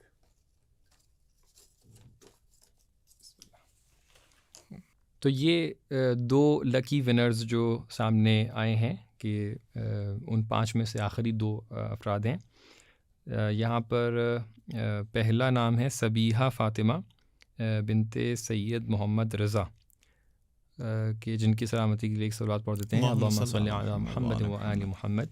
اور سب سے لاسٹ ونر ہیں ادیبہ فاطمہ بنت حیدر علی. تو ان کی سلامتی کے لیے صلوات پڑھ دیتے ہیں، اللہم صلی علی محمد و آل محمد. امید ہے یہ تمام 5 ونرز جو ہیں ان کو اللہ تعالیٰ تمام نعمتوں سے نوازے دنیا میں آخرت میں، اور ایام عزا بھی قریب ہیں، انشاءاللہ تعالیٰ ایام عزا سے بھی بہترین استفادہ یہ لوگ کر سکیں. اور بہرحال انشاءاللہ آپ سب کو یہ پتہ ہے کہ ایام عزا امام حسین علیہ السلام میں ہمیں اپنے ایمان کو تازہ رکھنا ہے، اپنے آپ کو امام حسین علیہ السلام کے لیے آمادہ کرنا ہے. بہرحال آپ سب یہ جانتے ہیں کہ ماہ محرم میں ہمیں اپنے آپ کو ایسے بنانا ہے کہ ہاں لگے کہ کوئی ہم سے دور ہو گیا ہے، ہمارا کوئی عزیز اٹھا لیا گیا ہے. ہمارا کوئی اگر عزیز، خدا نخواستہ والد، بھائی، بہن، کوئی اس دنیا سے جب اٹھا لیا جاتا ہے، جب اس کا انتقال ہو جاتا ہے، تو ہمیں یہ دھیان نہیں ہوتا ہے کہ ہم کیا پہنے ہیں، کیا ہم کھائیں گے، ہم کیسے نظر آ رہے ہیں. آئینے کو ہم نہیں دیکھتے ہیں، ہم اپنے لباس کی طرف توجہ نہیں رکھتے ہیں، ہم اپنے کھانے کی طرف توجہ نہیں رکھتے ہیں. انشاءاللہ آپ سب ایسے ہی ہیں، تو اپنے آپ کو ایسے بنائیے تاکہ لوگوں کے ذہنوں میں یہ سوال پیدا ہو کہ آخر یہ شخص جو کل تک ہمارے ساتھ تھا، آج اس کے انداز میں، اس کے رفتار میں چینجنگ نظر آ رہی ہے. وہ ایسا لگ رہا ہے کہ اس کا کوئی عزیز اس سے جدا ہو گیا ہے. اور یعنی ہمیں یاد ہے ہمارے بزرگ، مخصوصاً ہماری ننا اور جو ہمارے دادا تھے، جب ماہ محرم قریب آ جاتا تھا تو تاکید کرتے تھے کہ گھر کے چولہے نہ جلیں، اور اپنے آپ کو یعنی ایسے وہ بناتے تھے یا پیش کرتے تھے کہ اصلاً ان کو کھانے کی طرف دھیان نہیں ہوتا تھا، پینے کی طرف دھیان نہیں ہوتا تھا، بس امام حسین علیہ السلام کی. اور یہ اہل بیت علیہ السلام کی سیرت رہی ہے کہ کم سے کم عشر اولیٰ میں یعنی تبسم بھی ان کے چہرے پر نہیں دکھائی پڑتا تھا، اس طریقے سے روایتوں میں ملتا ہے. تو لہٰذا یہ سیرت اہل بیت ہے کہ ہم لوگ ایام عزا میں ایک طریقے سے اپنے اندر ایک غم طاری کریں تاکہ دیکھنے والا سمجھے کہ واقعاً ان سے کوئی دور ہوا ہے. سوچیں ذرا کہ امام زمانہ اس وقت کیا فیل کر رہے ہوں گے، کس طریقے سے ہوں گے. ان کے ذریعے سے یعنی امام علیہ السلام کے لیے یہ ہے کہ اشکوں کے بجائے خون کے آنسو گریا کرتے ہیں. بدل الدموع. اور ہم لوگ یہ دعویٰ کرتے ہیں کہ کاش ہم لوگ امام حسین علیہ السلام کے ساتھ ہوتے. تو تھوڑا سا توجہ کریے ان باتوں کی طرف. یہ جو ابھی نئی جنریشن جو یعنی ہمارے ہاتھوں تربیت ہو رہی ہے، ان کو یہ احساس ہو کہ ماہ محرم اور ماہ سفر میں ہم زندگی کر رہے ہیں. یعنی وہ کھانے، وہ غذا، وہ گفتگو، وہ انداز جو خوشی کا انداز ہیں، ان سے پرہیز کریں. چھوٹے بچے بھی یہ پوچھے بابا آخر آج ہم کیوں یہ نہیں کھا سکتے ہیں کھانا، آج آخر ہم کیوں یہاں نہیں جا سکتے، تاکہ ہم ان کو بتا سکیں، سمجھا سکیں. اور یہ امام حسین علیہ السلام کی محبت ہم انشاءاللہ اپنی نسل میں تا قیام قیامت باقی رکھیں. بہت بہت شکریہ، جزاکم اللہ خیرہ. انشاءاللہ آپ سب سے بھی یہ دعا ہے کہ ہم سب کے لیے بھی دعا کریے گا تاکہ پروردگار ہم سب کو یہ توفیق عطا کرے کہ ہم لوگ ایسے ہی آپ کی اور دین کی خدمت کر سکیں. والسلام علیکم ورحمۃ اللہ وبرکاتہ.